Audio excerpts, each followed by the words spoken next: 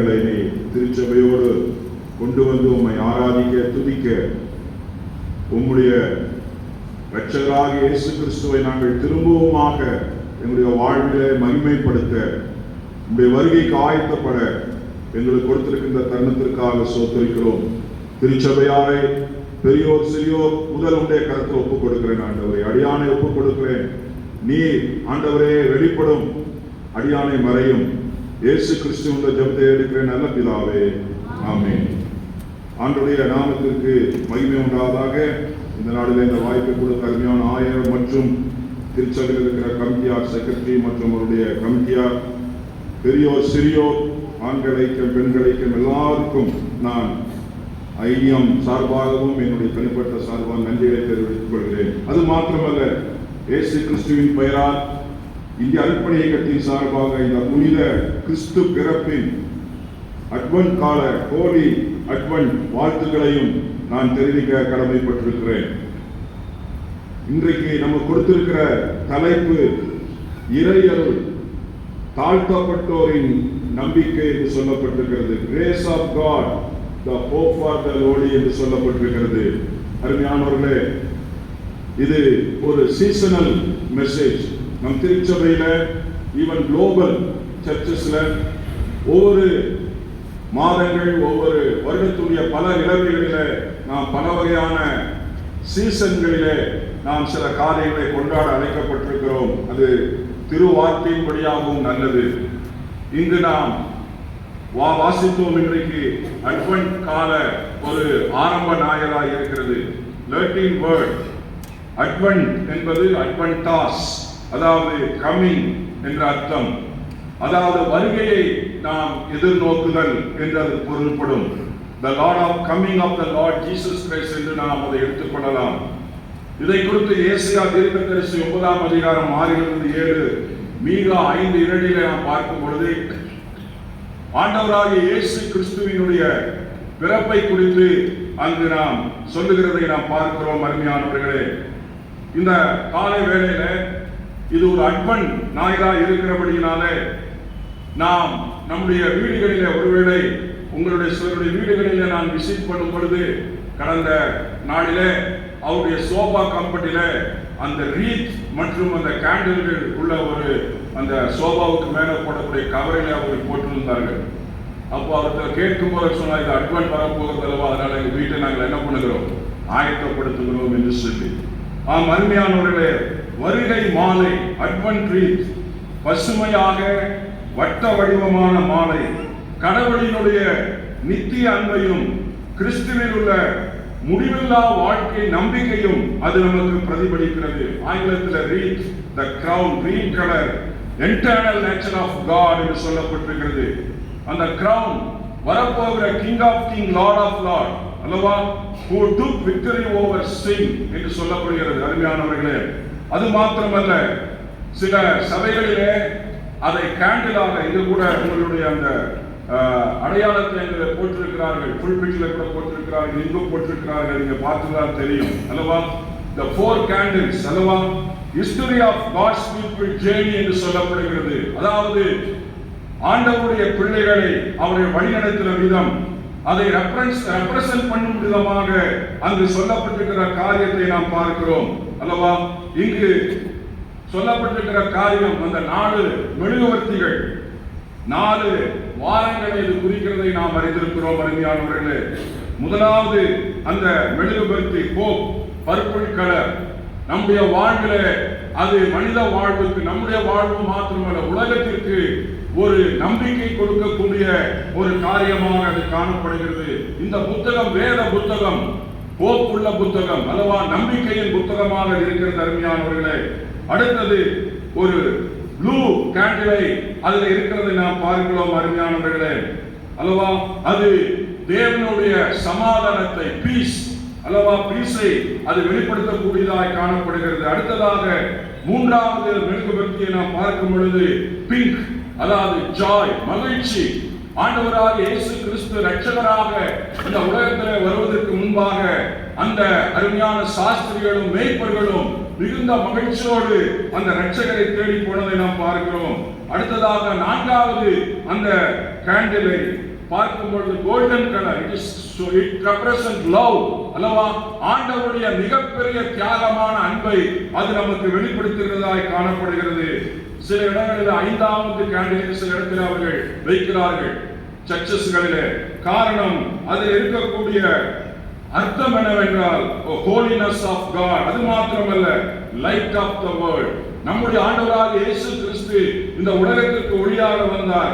அது மாத்திரமல்ல, கிறிஸ்துவின் பிறப்பை நாம் அது இந்த உலகத்திற்கு சொல்லக்கூடியதாக இருக்கிறது. அருமையானவர்களே, இந்த காலை வேளையில இந்த அட்வென்ட் ஞாயிறு என்று சொல்லக்கூடிய இந்த முதலாவது ஞாயிறிலே நாம் சில காரியங்களை சிந்திக்க அழைக்கப்பட்டிருக்கிறோம். The hope for the Lord என்று சொல்லி நாம் பார்க்கிறோம். அதற்கு முன்பாக கிரேஸ் என்ற பதம் சொல்லப்பட்டிருக்கிறது. இது ஒரு விழிப்புணர்வின் ஒரு வாரமாக எதிர்பார்ப்பு மற்றும் நிச்சயமான நம்பிக்கையின் காலம். நிச்சயமான நம்பிக்கை. இந்த உலகத்திலே நம்பிக்கையற்ற உலகத்திலே நாம் வாழ்கிறோம். இந்த உலகத்திலே எதுவும் நிரந்தரம் அல்ல. இந்த உலகம் மாறிக்கொண்டிருக்கிற உலகம். மாற்றம் ஒன்றே நிரந்தரம் என்று சொல்லக்கூடிய நிலைமையிலே நாம் வாழ்ந்து கொண்டிருக்கிறோம். ஆனால் மாறாத தேவன் நம்மோடு கூட இருக்கிறார் என்பதே நிதர்சனமான உண்மை. அதற்கு நிச்சயமான நம்பிக்கையின் காலம் என்று சொல்லப்பட்டிருக்கிறது. உலகத்திலே நிச்சயம் என்று சொல்லக்கூடிய காரியங்கள் அதிகம் கிடையாது. ஆனால் ஆண்டவராகிய இயேசு கிறிஸ்துவை நாம் பார்க்கும் பொழுது, வேதத்தை நாம் வாசிக்கும் பொழுது நமக்கு ஒரு நிச்சயம் உண்டு. அருமையானவர்களே, நம்பிக்கை. அடுத்ததாக ஹோப் என்று சொல்லப்பட்டிருக்கிற பதம் இருக்கிறது. அந்த பதம் நம்பிக்கை என்றால் என்ன? பொதுவாக ஒருவேளை நடக்கும் என்று நினைக்கக்கூடிய காரியம் அல்ல நம்பிக்கை. மாறாக வேதத்தின் நம்பிக்கை என்பது வேறானது. வேதத்தின் நம்பிக்கை என்பது உறுதியான எதிர்காலத்திற்காக கொடுக்கப்பட்ட ஒரு சத்தியம். நன்றாக புரிந்து கொள்ள வேண்டும். நம்பிக்கை என்பது வேதத்தின் அடிப்படையிலே உறுதியான எதிர்காலத்திற்காக கொடுக்கப்பட்ட ஒரு சத்தியம். ஆங்கிலத்திலே a guarantee of the future based on divine promise என்று சொல்லப்பட்டிருக்கிறது. வேதத்திலே கொடுக்கப்பட்டிருக்கிற நம்பிக்கை தான் நம்பிக்கை. அது ஆதியாகமத்திலிருந்து வெளிப்படுத்தல் வரையிலும் அது அந்த நம்பிக்கை நமக்கு கொடுக்கப்பட்டிருக்கிறது அல்லவா? அங்கு அவர்கள் பரலோக வாழ்வுக்குரிய காரியத்தை பழைய ஏற்பாட்டு பரிசுத்தவான்கள் அறியவில்லை. ஆனால் மேசியாவை குறித்து அவர்கள் எதிர்பார்த்துக் கொண்டிருந்தார்கள் அல்லவா? பழைய ஏற்பாட்டு ஆதிகாரத்திலிருந்து வெளிப்படுத்துவது வரையிலும் நாம் பார்க்கிறோம். மேசியாவை குறித்ததான தீர்க்க தரிசனங்களை நாம் பார்க்கலாம். ஆனால் இந்த உறுதியை சில சமயத்தில் எப்படிப்பட்ட உறுதியை, ஆண்டவர் வரப்போகிறார், ஆண்டவர் நியாயம் தீர்க்க போகிறார், ஒரு ரட்சகர் பிறந்திருக்கிறார் என்பது 145 கோடி உள்ள இந்தியாவிலே இன்னும் ஒரு முறை கூட கேள்விப்படாத மக்கள் கூட்டம் உண்டு. அருமையானவர்களே, நாம் திரும்ப நாம் கிறிஸ்துமஸ் கொண்டாடுகிறோம். தவறுகளை கொண்டாட வேண்டும். நமக்காக அல்ல, மற்றவர்களுக்காக. இது கொண்டாடப்பட வேண்டிய ஒரு திருவிழா. ஆனால் 145 கோடி ஜனங்களிலே 2ஆம் வருகைக்கு நாம் ஆயத்தப்படும் பொழுது முதலாவது வருகையை குறித்தே தெரியாத கோடிக்கணக்கான மக்கள் நம்முடைய தேசத்தில் உண்டு. அருமையானவர்களே, இந்த உறுதியை தடை செய்யக்கூடிய காரியம் என்ன தெரியுங்களா? இந்த உறுதியை தடை செய்வது, நம்பிக்கைக்கு தடையாய் இருப்பது நம்முடைய தாழ்ந்த நிலை, லோலி ஸ்டேட்டஸ். நான் என்ன செய்ய முடியும் தேசத்தில்? நான் ஒருவனாக என்னத்தை செய்ய முடியும்? இந்த இயேசுவை எப்படி நான் பரிசாக்க முடியும் என்று சொல்லி நம்மை நாமே என்ன செய்ய முடியும் என்று நாம் யோசிக்கிறோம். அருமையானவர்களே, அடுத்த காரியம், நாம் தோல்வியின் விளிம்பிலே சில சமயத்தில் இருக்கிறோம். நம்முடைய வாழ்விலே நடைபெறுகிற தோல்விகள், எதிர்மறையான பிரச்சனைகள், போராட்டங்களிலே நாம் மனம் தளர்ந்து போகிறோம். அடுத்தது தனிமை மற்றும் அழுத்தத்தின் பள்ளத்தாக்கின் காரணம் என்று சொல்லப்பட்டிருக்கிறது. லோலி என்பது நாட் ஒன்லி டவுன் காஸ்ட், தாழ்த்தப்பட்ட மக்கள் மாத்திரமல்ல, தாழ்த்தப்பட்ட விளிம்பில் இருக்கிற மக்கள் மாத்திரம் அல்ல, வாழ்விலே வருகிற அநேக சோர்வான காரியங்கள், சோதனையான காரியங்கள், இவற்றின் மத்தியிலே நாம் ஒடுக்கப்பட்ட மக்களாக நாம் காணப்படுகிறோம். சமுதாயத்தில் புறக்கணிக்கப்பட்ட நிலையிலே இருக்கக்கூடிய மக்களாக நாம் காணப்படலாம். ஒரு காலத்தில் நாம் அப்படிப்பட்டவர்களாக இருந்தோம். இப்படிப்பட்டவர்களுக்கு தான் தேவன் வருகிறார். இப்படிப்பட்டவர்களுக்கு தான் தங்களுடைய பலத்தை நம்பாமல் தேவன் மேலே வைக்கிற விசுவாசத்தை கொண்டு அவருடைய கிருபையை நம்புகிறவர்களுக்கு தான் இந்த செய்தி அந்த நாட்களிலே கொடுக்கப்பட்டது. அருமையானவர்களே, முதலாவது காரியம் விடுதலையின் கிருபை. விடுதலையின் கிருபை இல்லை என்றால் பாதுகாப்பின் கிருபை என்று சொல்லலாம். தேவன் யாரையும் மறப்பதில்லை. இந்த உலகத்திலே ரட்சிக்கப்பட்ட மக்கள் கிறிஸ்துவ மக்களை தான் ஆண்டவர் நினைக்கிறார் என்று அல்ல. நம்முடைய கேட்டில் இருக்கக்கூடிய அந்த வறுமை கோட்டிற்கு கீழ் கையேந்தக்கூடிய மக்களை கூட, ஏன் ரோட்டில் இருக்கக்கூடிய நாய், மரத்தில் இருக்கக்கூடிய பறவை, கடலில் இருக்கக்கூடிய மீன் கூட தாவீது தன் சங்கீதத்தில் சொல்லுகிறான், அது கூட ஆதாரத்திற்காக உம்மை நோக்கி காத்துக் கொண்டிருக்கிறது. நானும் நீங்களும் அல்ல, ரட்சிக்கப்பட்ட நாம் மாத்திரமல்ல, இந்த அண்ட சராசரத்திலே உருவாக்கி இருக்கக்கூடிய ஒவ்வொரு சிருஷ்டி மேலும் அவர் என்ன பண்ணுகிறார்? அவர் மறவாத தெய்வமாக இருக்கிறார். அருமையானவர்களே, அவர் நம்முடைய நெருக்கத்தையும் மறவாத தெய்வம். நாம் நெருக்கப்படும் பொழுது நாம் நினைக்கிறோம், ஆண்டவர் என்னை கைவிட்டார், ஆண்டவர் என்னை மறந்து விட்டார், ஆண்டவர் என்னை விரும்பவில்லை அல்லவா?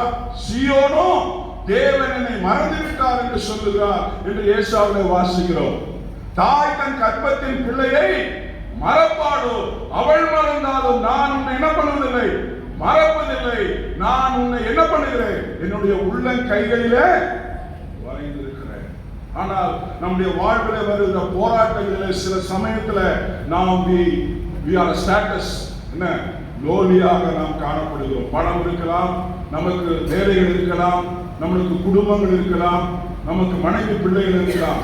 எல்லாரும் இருந்தாலும் சில வேளைகளிலே உங்களை யாரும் புரிந்து கொள்ள மாட்டார்கள். அது கூட லோலிதான், அது கூட தாழ்மைதான். சில வேளை நாம் நினைக்கலாம், யோபுடைய வாழ்க்கையில் சொல்லுகிறார், அவருடைய பிள்ளை, அவருடைய மனைவி சொல்லுகிறார் பைத்தியக்காரன் என்று சொல்லுகிறார் அல்லவா? சொல்ல போன ஃபூல் அல்லவா? சொல்ல பார்த்த ஒரு மனைவி ஒரு கணவனை பார்த்து சொன்னால் அவன் மனது எவ்வளவு வேதனைப்படும். ஆனால் அவன் சொல்லுகிறார், கர்த்தாவே உமக்கு ஸ்தோத்திரம். விடுதலையின் கிருபை, பாதுகாப்பின் கிருபை அல்லவா? தாழ்மையுள்ளவர்களுக்கு, தாழ்ந்தவர்களுக்கு நம்பிக்கை எப்படிங்க வருகிறது என்று சொல்லி பார்க்கலாம்.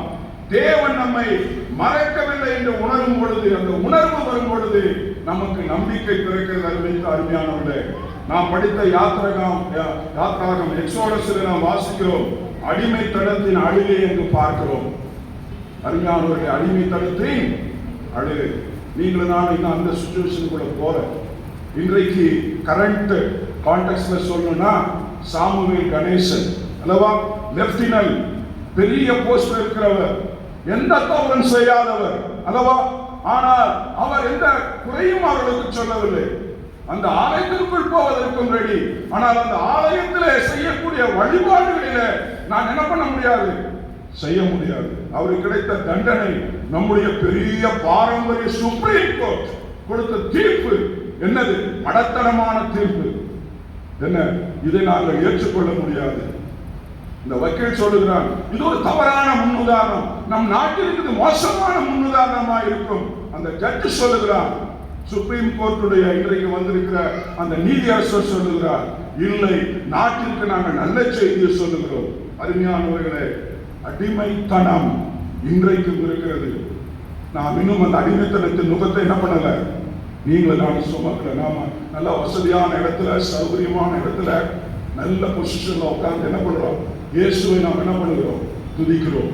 அது கூட சில சமயத்தில் நமக்கு கடினமாக இருக்கிறது இல்லவா? ஆனால் இங்கு யாத்ராகமத்தில் பார்க்கிறோம், இஸ்ரவேலர் எகிப்தின் அடிமைகள். ஒவ்வொரு காலையும் மாலையும் அவர்கள் உழைப்பும் கண்ணீரும் மட்டும்தான் மண்ணிலே என்ன பண்ணுகிறது, கலக்கிறதை நாம் பார்க்கிறோம். அவர்களுக்கு மகன் பிறந்தால் அவன் சட்டத்தால் மரண தண்டனைக்கு என்ன பண்ணுகிறான், உட்படுகிறார். சங்கீதம் 9:18 யாராவது வாசிங்கள். சங்கீதம் 9:18 சீக்கிரம் வாசிங்கள். சங்கீதம் 9:18. எளியவன் என்றைக்கும்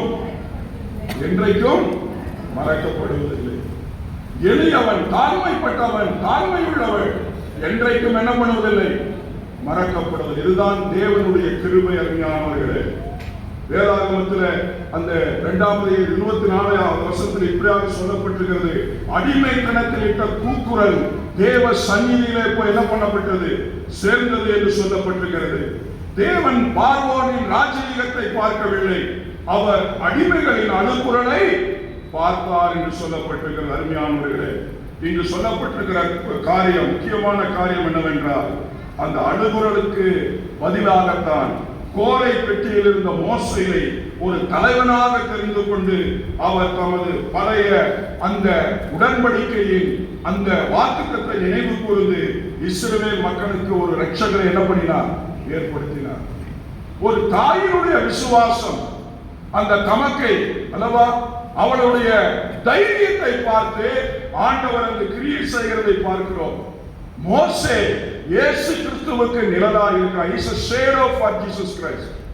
இயேசு கிறிஸ்து நிஜம், மோசே நிழல் அல்லவா. இயேசு கிறிஸ்து பிறக்கும் பொழுது கூட ஏரோது நாம் படித்தோம் இன்றைக்கு காலை வேளையில அல்லவா. அந்த பெத்லகேமில் இருக்கக்கூடிய 2 வயதுக்குரிய குழந்தைகள் எல்லாவற்றையும் என்ன பண்ண வேண்டும்?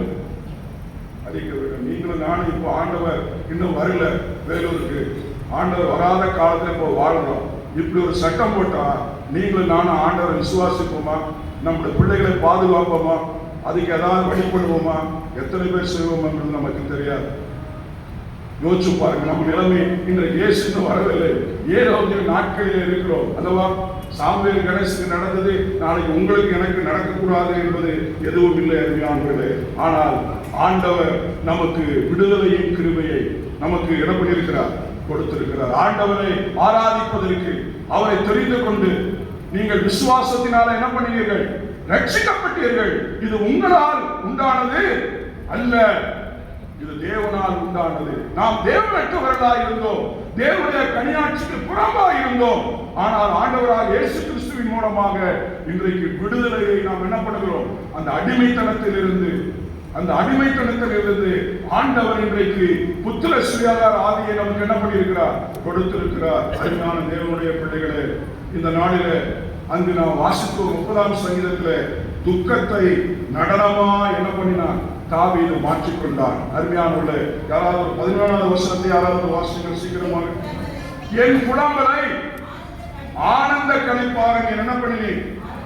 மாற பண்ணினீ. என்னுடைய புலம்பலை என்ன பண்ணினீ? ஆனந்த களிப்பாய் மாற்றினே. அவன் மரணத்திற்கு சமீபமாய் மாத்திரமல்ல, அவன் பாதாளத்தை சந்தித்தான். ஆங்கிலத்தில் சியோன் என்று போடப்பட்டிருக்கிறது. அவன் பாதாளத்திற்குள்ளாக கடந்து போனான். அது ஒரு ரட்சிப்பின் சங்கீதம். எந்த பரிசுத்தவானுக்கும் கிடைக்காத ஒரு வெளிப்பாடு. பழைய ஏற்பாட்டிலே நித்தியத்தை குறித்து, பரலோகத்தை குறித்து அவன் சொல்லுகிறான். என்னுடைய புலம்பலை என்ன பண்ணினார்? ஆனந்த களிப்பாக மாற்றினார் என்று சொல்லி நாம் பார்க்கிறோம். கிருபை என்பது செவிசாய்த்தல். யார் செவிசாய்க்கிறாங்க? ஆண்டவராக இயேசு கிறிஸ்து உங்களுக்கும் எனக்கும் என்ன பண்ணுகிறார்? செவிசாய்க்கிறார். நம்முடைய வார்த்தைக்கு யாராவது மதிப்பு கொடுக்கிறாங்களா? கணவன் கொடுப்பதில்லை, மனைவி கொடுப்பதில்லை. பாஸ்டர் சொன்னா விசுவாசம் கொடுப்பதில்லை, விசுவாசம் சொன்னா பாஸ்டர் பண்ணுறதில்லை, செவிசாய்ப்பதில்லை அல்லவா. பெற்றோர்கள் அல்லவா, பிள்ளைகள் செவிசாய்ப்பதில்லை. ஒன்று காரியம், ஆண்டவர் நமக்கு என்ன பண்ணுகிறார்? செவிசாய்க்கிறார். 5ஆம் சங்கீதத்தை வாசிச்சு பாருங்க. தாவீது சொல்கிறார், ஆண்டவரே நான் கூப்பிடும் பொழுது உங்களுடைய செவியை எனக்கு சாயும், என்னுடைய தியானத்தை நீர் என்ன பண்ணும்? கவனியும் என்று சொல்கிறதை பார்க்கிறோம். துக்கத்தை நடனமாக மாற்றுகிற தெய்வம். அருமையானவர்களே, இது சொல்லக்கூடிய காரியம் என்னவென்றால், கிருபை என்பது நமது இருண்ட துக்கத்தை மாற்றி ஆனந்த நடனத்தை உருவாக்கும். இது ஒரு ரசாயன மாற்றம் என்று சொல்லப்படுகிறது. இரவிலே துக்கம் தங்கும், ஆனால் காலையிலே அந்த துக்கத்திற்கு பதிலாக சமாதானம், தயவு, கிருபை வந்து சேரும். இரவிலே துக்கம், காலையிலே சந்தோஷம் என்று வேதத்தில் நாம் வாசிக்கிறோம். அருமையானவர்களே, கடந்த கால பிழைகள், தோல்விகள், இழந்தவைகள் அனைத்தையும் இந்த அட்வென்ட் காலத்திலே, இந்த அட்வென்ட் காலத்திலே சத்தியத்தின் வெளிச்சத்திலே புதிய நோக்கத்துடன் தேவன் மாற்றுவதற்கு எப்படிப்பட்டவராக இருக்கிறார்? வல்லமையுள்ளவராக இருக்கிறார். உங்கள் துக்கத்தை பாடலாகவும் கண்ணீரை சாட்சியாகவும் மாற்றும் கிருபையே ஆண்டவருடைய கிருபை அல்லவா. இந்த நாளில் நமக்கு எல்லாருக்கும் தெரியும், ஒரு சகோதரி செமிஃபைனல், ஆஸ்திரேலியாவுக்கும் இந்தியாவுக்கும் விளையாண்டது. செமிஃபைனல்ல ஜெமிமா ரோட்ரிக்ஸ் அல்லவா, அந்த சின்ன பிள்ளை அச்சா, அவள் அழுதா. அவள் செஞ்சுரிக்கு மேல அடித்தா, நாட் அவுட். ரிப்போர்ட் கேட்கும் போது அழுது ஒரு வார்த்தை சொன்னான், glory to Jesus. That is the powerful word. அந்த பொண்ணு எப்படியோ அதை பத்தியெல்லாம் இருக்கட்டும். ஆனா அந்த பொண்ணு சொன்ன காரியம் ஆண்டவருக்கு இயேசுவுக்கே மகிமை, அவருடைய கிருபை அல்லவா. நம்முடைய வாழ்வில நம்முடைய பலத்தினால் அல்ல, அவள் சொன்னால் என்னுடைய பலத்தினால் அல்ல. ஆண்டவர் சொன்னார், நீ நின்னா போதுமா, நீ நின்னா போதுமா, நீ நின்னுட்டினா போதும், சும்மா நின்னா போதும், மற்றதெல்லாம் நான் என்ன பண்றேன். That is called grace அல்லவா. அங்க சொல்லப்பட்டிருக்கிறது அல்லவா. அவள் சொல்லுகிறார், அவளுடைய அப்பா, அந்த குடும்பம், அந்த பிள்ளைகள் ஒரு பிரேயர் மீட்டிங் நடத்துறதுக்காக பயங்கரமான பிரச்சனை, அந்த கிளப்ல இருந்து நீக்கப்பட்டார்கள். அந்த பிள்ளை சில மேட்ச்ல விளையாட முடியாம தடுக்கப்பட்டார். ஆனால் ஆண்டவருடைய கிருபை பெரியது. எங்கும் செயல்பட முடியாத இடத்துல, சர்வாதிகாரமான இடத்துல, பார்வோனின் அரண்மனையிலே, அங்கு துரத்தப்பட்ட நிலைமையிலே, கொல்லப்பட்ட நிலைமையிலே அந்த மோசையை அங்கேயே அழைத்து சென்று அந்த இடத்திலேயே வளர்த்து அந்த இடத்திலே ஒரு தலைவனாக ஆக்கக்கூடிய கிருபை இன்றைக்கு உங்களுடைய வாழ்விலும் என்னுடைய வாழ்விலும் என்ன பண்ணுகிறது, செயலாற்றிக் கொண்டிருக்கிறது. அருமையானவர்களே, இந்த அட்வென்ட் காலத்துல அதை நாம் ஒரு நாளும் மறந்து போகக்கூடாது. அருமையான தேவனுடைய பிள்ளைகளே, அடுத்ததாக நாம் பார்க்கிறோம், மரியாதையினுடைய பாடலை நாம் நினைவு கூற வேண்டும் அல்லவா. அது நினைவு கூறுதலின் கிருபை, நீதியின் கிருபை என்று சொல்லப்படுகிறது. அருமையானவர்களே, இந்த அட்வென்ட் காலத்தின் மைய பாடலை என்ன தெரியுங்களா, மரியாதையின் பாடல் என்று சொல்லப்பட்டிருக்கிறது. அங்கு சொல்லப்பட்டிருக்கிற காரியம், தாழ்ந்தவர்களுக்குள் நம்பிக்கை முழுவீச்சில் வெளிப்படுகிறது. நாம் ஒடுக்கப்படுகிறோம், அமிழ்த்தப்படுகிறோம், நியாயம் கிடைக்கவில்லை, நான் ஒரு தாழ்மையான நிலையிலே இருக்கிறேன் என்றால் நீங்கள் மறந்து போகக்கூடாது. ஆண்டவருடைய கிருபை உங்களுக்கு அது கிடைக்கக்கூடியதாக இருக்கிறது. அருமையானவர்களே, இங்க மரியாதை நிலை என்ன, சீசன் லோ ப்ரோஃபைல் உடையவர். அவருடைய ப்ரோஃபைல் பார்த்தீங்கன்னா பெரிய ப்ரோஃபைல் கிடையாது, சமூகத்தால் தாழ்த்தப்பட்டவர். ஒருவேளை born in good caste. அவள் ஒரு லேவி கோத்திரத்திலே, ஆசாரிய கோத்திரத்திலே, தாவீதின் சந்ததியிலே வந்தவளா இருந்தாலும் அவள் பொருளாதார நிலைமையிலே, அன்றைக்கு இருந்த நிலைமையிலே அவள் ஒரு மந்தமான குடும்பத்தில் ஒரு அடிமையாக, அவள் ஒரு வீட்டிலே ஒரு வேலைக்கார சிறு பெண்ணாக வளர்க்கப்பட்டாள் என்று சொல்லி சில ரீசர்ச்ல சப்மிட் பண்ணியிருக்கிறார். பிரமா ரீசர்ச் மரியாதை பற்றி சொல்லும்போது ஒரு அடிமை பெண் போல் தான் இருந்தால், அவளுக்கு யார் ஆதரவு கிடையாது, வீட்டில் வேலைக்காரையா இருந்தால். ஆனால் அந்த வீடு இருக்கக்கூடிய வேலையில இருந்த வீடு ஒரு ஆசாரிய வீடு. அங்கு வேதத்தை குறித்து என்ன பண்ணுவார்கள், பேசுவார்கள், பேசிக்கொண்டிருப்பார்கள். இவன் அதை கேட்டாளா, கேட்டு அந்த ஆண்டவர் சொன்ன அந்த தீர்க்க தரிசனத்தை அவள் என்ன பண்ணினாளா, விசுவாசித்தாளா. அதாங்க சொல்லப்பட்டிருக்கிறது, விசுவாசித்தவளே பாக்கியவதி, விசுவாசித்தவளே பாக்கியவதி. அவளுடைய ப்ரோஃபைல் மிகவும் லோ ப்ரோஃபைல். அருமையானவர்களே, அவள் தாழ்மையை கண்ணோக்கினார். ஆண்டவர் தாழ்மையா இருந்தவளை கண்ணோக்கினார் அல்லவா. இன்றைக்கு நாம் சாதித்ததை வைத்து என்ன பண்ணுகிறோம், கவனத்தை ஈர்க்க நாம் விரும்புகிறோம். அருமையானவர்களே, ப்ரூவிங் ஒன் செல்ஃப் என்று ஆங்கிலத்தில் சொல்வார்கள். நான் யார் என்று ப்ரூவ் பண்ணாதான், எத்தனை ஃபாலோயர் ஃபேஸ்புக்ல வச்சிருக்கிறேன்னு சொன்னாதான் நமக்கு மரியாதை. ஆனால் மரியாதைக்கு எந்த சாதனையும் செய்யவில்லை. கிருபை வெற்றியை பார்ப்பதில்லை, உங்கள் தாழ்மையான இருதயத்தை பார்க்கிறது. கிருபை வெற்றியை பார்க்கவில்லை, தாழ்மையான இருதயத்தை பார்க்கிறது. அருமையானவர்களே, மரியாதையின் ஆழமான விசுவாசம் லூக்கா 1:54 சொல்லப்பட்டிருக்கிறது. அவர் இஸ்ரவேலின் வரலாற்றிலே செய்த மாபெரும் கிருபையோடு இணைந்து என்ன பண்ணுகிறார், அந்த பாடலை அவர் பாடுகிறார். It's a personal grace. அவருக்கு கொடுக்கப்பட்ட தனிப்பட்ட கிருபை இன்றைக்கு அது ஹிஸ்டாரிக்கல் ட்ரூத்தாக, சரித்திரபூர்வமான சத்தியமாக ஆபிரகாமோடு சேர்ந்து அவர் தன்னை ஆராதிக்கிறது என்று பார்க்கிறதை நாம் பார்க்கிறோம். அருமையானவர்களே, இது புரட்சியின் பிரகடனம் என்று சொல்லப்படுகிறது. தேவன் இடைப்படும் பொழுது, தேவனுடைய கிருபை வரும் பொழுது இந்த உலகத்தின் விதிமுறைகள் என்ன பண்ணுவோம், தலைகீழாக ஆண்டவர் என்ன பண்ணுவார், மாற்றுவார், தலைகீழாக மாற்றுவார். The powerful are cast down என்று ஆங்கிலத்தில் சொல்லப்பட்டிருக்கிறது அல்லவா. பலவான்கள் தாழ்த்தப்படுவார்கள், the lowly are exalted என்று சொல்லப்பட்டிருக்கிறது. தாழ்ந்தவர்கள் உயர்த்தப்படுவார்கள் என்று சொல்லப்பட்டிருக்கிறது. அருமையானவர்களே, பசியுள்ளவர்கள் நிரப்பப்படுவார்கள், the hungry are filled. இதுதான் அட்வென்டின் செய்தி. அருமையானவர்களே, இயேசுவின் வருகை என்பது ஒரு சிறிய நிகழ்வல்ல, அது உலகத்தின் அதிகார சமன்பாடுகளை மாற்றி அமைக்கும் ஒரு கிருபையின் புரட்சி. பிரிண்டிங் டெக்னாலஜி அல்லவா, லூத்தர், இதெல்லாம் நீங்க பார்த்தீங்கன்னா இந்த யூரோப் கண்ட்ரியில வந்த பெரிய புரட்சிக்கு வித்திட்டது இயேசு கிறிஸ்துவினுடைய அவருடைய ரட்சிப்பின் செய்தி. அருமையானவர்களே, நீங்கள் தாழ்ந்த நிலையில் இருந்தால் ஒன்று உங்களுக்கு சொல்ல விரும்புகிறேன், உங்களுக்கு ஒரு சிங்காசனம் என்ன பண்ணப்பட்டிருக்கிறது, காத்துக் கொண்டிருக்கிறது. அருமையானவர்களே, மரியாள் செய்த ஒரு காரியம் தெரியுங்களா? தன்னுடைய தெய்வீக திட்டத்தில் தன்னை என்ன பண்ணினார், அர்ப்பணித்தார். இன்றைக்கு நம்முடைய வாழ்க்கைக்கு தேவையானது காரியம் என்ன தெரியுங்களா? காணிக்கை அல்ல, என்னையே தேவனுடைய திட்டத்திற்கு பங்காளியாக என்னை வைத்திருக்கிற இடத்துல சம்பூர்ணமாய் ஆண்டவரே, நான் உமக்கு ஒரு ஊழியக்காரியாக நான் என்ன பண்ணுகிறேன், ஒப்புக் கொடுக்கிறேன். நீங்க வீட்டுல ஒரு ஹவுஸ் ஒய்ஃபா இருந்தாலும் பரவாயில்ல அல்லவா? இப்போ ஹவுஸ் மேக்கர் அல்லவா? எஸ், ஹவுஸ் மேக்கர் பெரிய வேலை. ஒரு வேலைக்காரிக்கு 10,000 ரூபாய் சம்பளம் கொடுத்தீங்கன்னா வரமாட்டாங்க. நம்ம வீட்டுல நம்ம குடும்பத்தில் இருக்க பொம்பளை எவ்வளவு உழைக்கிறாங்க, நம்ம we have to honor them அல்லவா? இங்கு சொல்லப்பட்டிருக்கிறது பாருங்க, இங்கு அடுத்த முக்கியமான காரியம் உறுதிப்பாடு, அதாவது மாறாத அடைக்கலம், மாறாத கிருபை. அதை நான் படிக்கல, ஆனா 2 தீமோத்தேயு 2:14 யாராவது வாசிங்க சீக்கிரமாக. 2 தீமோத்தேயு 2:14 வாசிங்க. நாம் உண்மையுள்ளவர்களாய் இருந்தாலும் உண்மையற்றவர்களாய் இருந்தாலும் அவர் எப்படிப்பட்டவராய் இருக்கிறார், உண்மையுள்ளவராய் இருக்கிறார். இதை நீங்க மறந்துடக்கூடாது.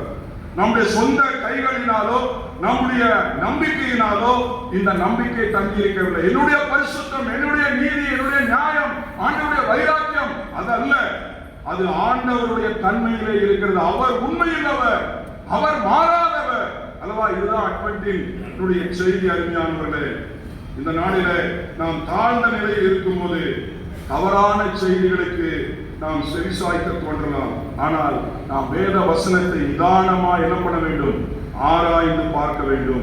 அவருடைய கிருபையும் அவருடைய உண்மையும் உங்களின் இறுதி வெற்றிக்கு என்ன பண்ணுமா, உதவும் என்று சொல்லப்பட்டிருக்கிறது. அருமையானவர்களே, இந்த நாளிலே அருமையானவர்களே, விசுவாசத்திலே நாம் தவறலாம், தடுமாறலாம், பலவீனத்தில் நாம் பலவீனமற்றவர்களாக நாம் காணப்படலாம். ஆனால் நமது நம்பிக்கை நம்முடைய தகுதியோ நமது மாறக்கூடிய விசுவாசத்தையோ சார்ந்ததல்ல. நல்லா புரிந்து கொள்ளணும். நமது நம்பிக்கை நம்முடைய தகுதியோ நமது மாறக்கூடிய விசுவாசத்தையோ சார்ந்ததல்ல. அது மாறாத கடவுளின் கிருபையும் அவருடைய வார்த்தையும் சார்ந்திருக்கிறது. இந்த உறுதிப்பாடு தாழ்ந்த நிலையில் இருக்கும் ஒவ்வொரு விசுவாசிக்கும் நிரந்தரமான நம்பிக்கை என்ன பண்ணப்படுகிறது, கொடுக்கிறது என்று சொல்லப்பட்டிருக்கிறது.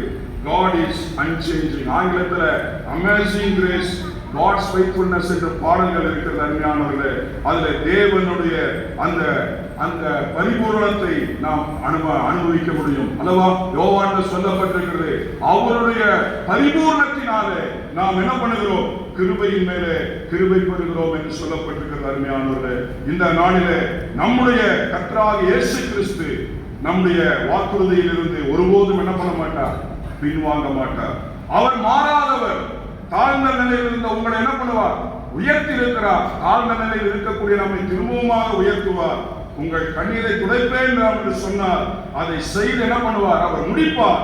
அவருடைய கிருபை நம்முடைய பலவீனம் அல்லவா? நம்முடைய பலவீனத்தின் மீது, நம்முடைய தோல்வியின் மீதும் அவருடைய கிருபை என்ன பண்ணுதான், நிலைத்திருக்கிறது. அருமையானவர்களே, நீங்கள் தாழ்ந்த நிலையில் உள்ளீர்களா? தேவன் உங்களை என்ன பண்ணவில்லை, மறக்கவில்லை.